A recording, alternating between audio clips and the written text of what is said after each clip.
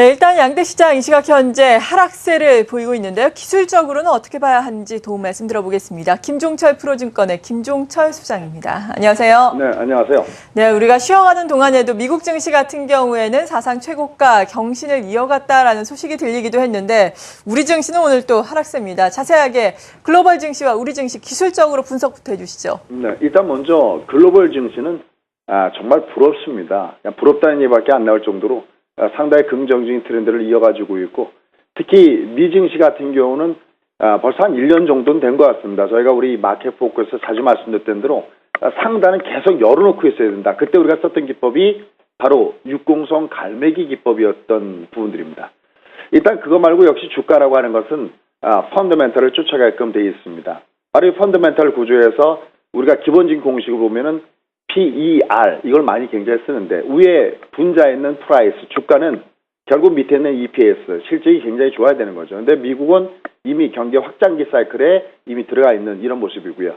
이건 뭐 여러 차례 이렇게 말씀드렸던 대로 그냥 단순하게 계산상으로 뽑는다 하더라도 올해 한 12월 달까지는 가야 미국의 경기 고점 논란이 제가 생각할 때는 제대로 점화하지 않겠냐. 이 사이에 나오는 여러 가지 부분들은 의미가 없다. 왜? 그냥 외우기 어려우시면 간단하게 생각할 때 미국은 꽃노래패를 들고 있다는 말씀을 여러분 기억하시면 될 것 같습니다. 그래서 미국과 유럽은 역시 상승 기조의 모습을 유지를 하고 있습니다. 다만 유럽이 그동안에 먼저 어떤 여러 가지 제로 내용들, 그중에서 특히 유럽 중앙은행의 이 경기와 관련된 이런 조치에 대해서 어떤 선반영된 느낌 때문에 약간 좀 조정을 받으면서 승부를 하고 있지만 기존이 여전히 살아있죠.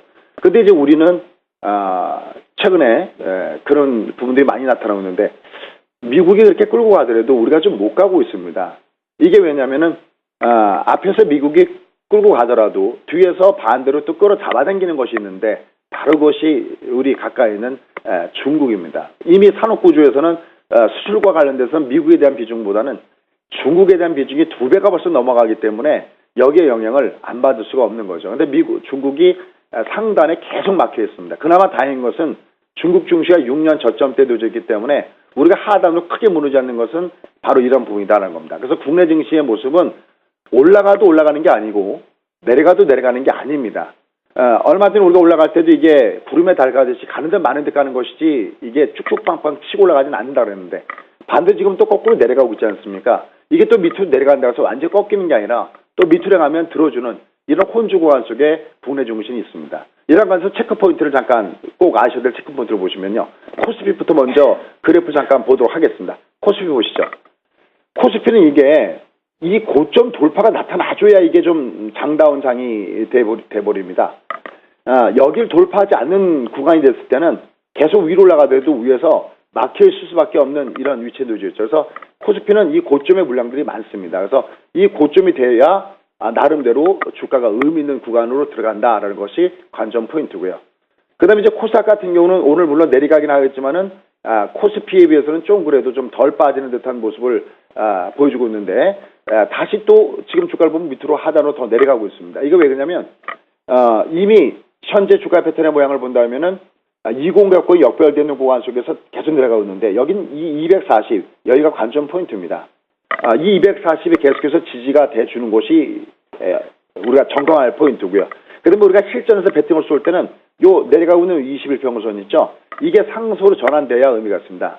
그런데 문제는 오늘 수급을 보면 수급이 아주 부담스럽게 흘러가 내려가는 모습을 보여주고 있습니다.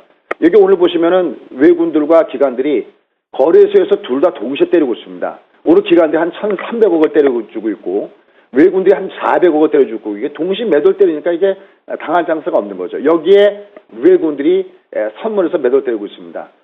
여러 가지 수급이 다 중요하지만 그 중에 하나를 먼저 선택한다면은 외국인들 선물 동향이 매우 중요합니다. 이 외국인 선물 동향이 더군다나 6월 선물 옵션 만기를 코앞이기 때문에 이렇게 때려나가는 부분들. 그 다음에 여기 보시면 콜 매도, 풋 매수의 이러한 모습들. 그래서 오늘 외국인들은 방향을 전체적으로 하단을 잡고 있습니다. 그래서 지금의 주가의 패턴은 역시 요번 달 아직까지는 주가가 상단으로 제대로 뻗질 못하고 있는 이런 구간권에 놓여 있습니다. 그래서 보다 본격적인 상승을 주려면은 코스피 같은 경우는 고점 돌파가 나타나줘야 하고, 그 다음에 코스닥의 경우는 하락하는 일선이 터내야 됩니다. 그게 나타나기 전까지는 현재 주가는 아직은 아쉽지만 위로 올라가더라도 물량 소화 과정은 좀 더 겪어야 되는 이런 구간권대 있다라고 보시면 될 것 같습니다.